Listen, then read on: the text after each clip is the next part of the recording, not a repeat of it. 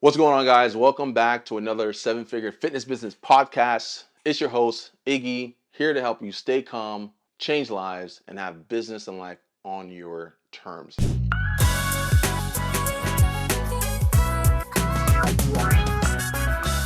In today's episode, what I want to dive into is actually some of the things that we've been seeing over the last week, and ultimately what we've noticed when it comes to really building and growing an online fitness business.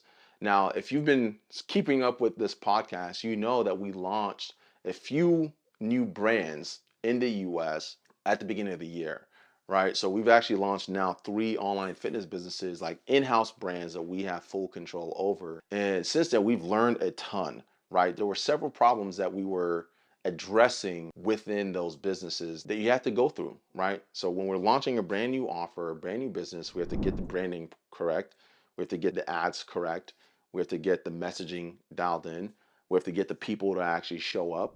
And then now we're focusing on increasing sales conversion, right? And getting the volume of sales activity to where it needs to be.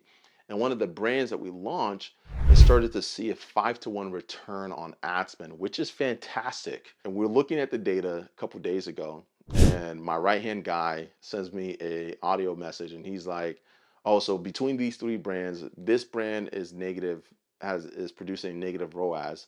This brand is producing a 5-to-1 return." And I was like, "Take the other brand behind the barn and kill it." Like, what are we doing? Like, why do we even allocating ad spend towards that brand? So you got to be able to make these decisions quickly and make those adjustments. So now the focus is improving sales activity. And now that we're generating enough legit opportunities for our sales floor, that's what the next phase of businesses we're in. I've been interviewing a lot of sales professionals, got a sales manager, and now we're starting to build a sales floor. We have daily sales training going for our sales team here. We're meeting with them multiple times a day. We're listening to their calls, getting feedback from them, and starting to really increase the activity of our sales floor. And so now we're tracking these levels of activity. So what we do in between their sales calls, our sales professionals need to be engaging in sales activity. So here's what that looks like. And this is something that you'll find very helpful for yourself, right? When they're not on a sales call, they need to start closest to the money. So what does that look like? Right? If they're not have inbound calls being booked on their calendar, in between calls, what I want our sales team to do is follow up with those who were sales fails. If somebody was a sales fail, it means that they heard the price and they didn't move forward, right? So if they can keep a relationship with that person may be in a position maybe 2-3 months down the line where they're ready to move forward. So they start following up with sales fails first, and then they start following up with no shows and cancellations, right? Because a no-show and cancellation was somebody who was qualified enough for the system to book them onto the calendar, but they didn't no-show or they canceled. So they're going to follow up with the no-shows and cancellation first. And then after that, once they've exhausted their follow-ups on the no-shows and cancellations, then they're going to follow up with everyone who submitted a qualified application. Everyone who submitted a qualified application has been pre-qualified by the system financially. So those people are likely in a position where they can financially afford to move forward with us and do business with us, right? So they're going to start following up with them. And then the fourth people that they're going to follow up with is everyone who was disqualified. Now, this was a little controversial when I first told our team that they have to do this, because everyone who's disqualified, you can't just look at them at it as a number on a sheet of paper. Just because they're disqualified by our system doesn't mean they're actually disqualified. Maybe they don't have enough trust. They don't know who we are. They don't have enough information. They don't feel comfortable disclosing how much they're able to afford financially.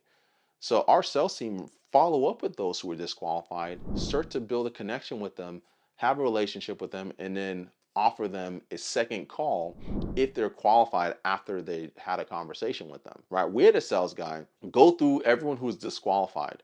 And every single person that was disqualified that he was able to get on the phone with, he was able to close them. Not everyone picked up, but all the people that he got on the phone with, he was able to close.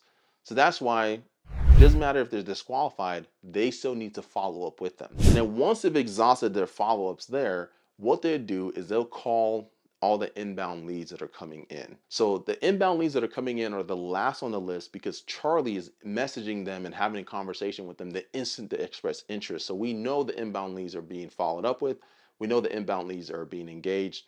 And the nice thing about it is as Charlie is doing his thing, there are more sales calls being booked, so more sales fails are happening. There are more people coming in that may cancel a no-show. There are more qualified apps being submitted, and there are more people being disqualified every single day. So our sales team never has an opportunity to actually even follow up with inbound leads because there's so many new people coming in at those levels, and their priority is working the pipeline, their book of business, the prospects that are assigned to them. Everyone who comes in has submitted an application, to everyone that they've spoken to, they're responsible for working that part of the pipeline and increasing the sales activity inside of the business. So now we're at that phase where last week, 3 of our brands had a 90% show up rate. We've got the system dialed into where people are showing up, they're ready to have an engage in a sales conversation, and they're excited to speak to our team.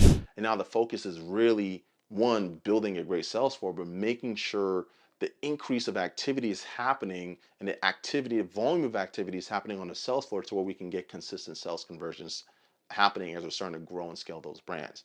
Now for you, the takeaway if you're not actively following up with the leads that are sales fails, following up with leads that no show or cancel, following up with leads that submit a qualified application, or following up with leads that they're unqualified or submit an unqualified application, then you're missing out on a lot of money. And you're probably not following up with those people because you're just overwhelmed with all that stuff that you have to do already. Not only do you have to generate the lead, you have to follow up with the lead, you have to take the sales call, and then you have to deliver results to the clients that you already have while managing a busy life. If you have family, if you have kids, if you're married, if you have a spouse, you're already doing all these things. And then on top of that, now I'm telling you, when you get on the phone and their sales fail, you need to follow up with them. If they no show, you need to follow up with them. If they cancel, you need to follow up with them. If you got all these different things on your plate, that's why what we've launched is a done for you service where we'll take our conversational AI Charlie, build you a pre-conversion system that's powered and ran by Charlie so that you can step away from the DMs and never have to manually follow up with any of your leads that are coming in the DMs. And then you can just focus on taking the sales calls and delivering results to your clients and working the pipeline and getting to a point where Charlie's booking and creating enough sales opportunities so where you can start hiring sales reps and start outsourcing the sales and remove yourself from the sales process. And now you have a full-time sales professionals whose job is to work your pipeline and the opportunities that Charlie's creating for your business. That's the power of having a leverage system that allows you to be able to step away from those things.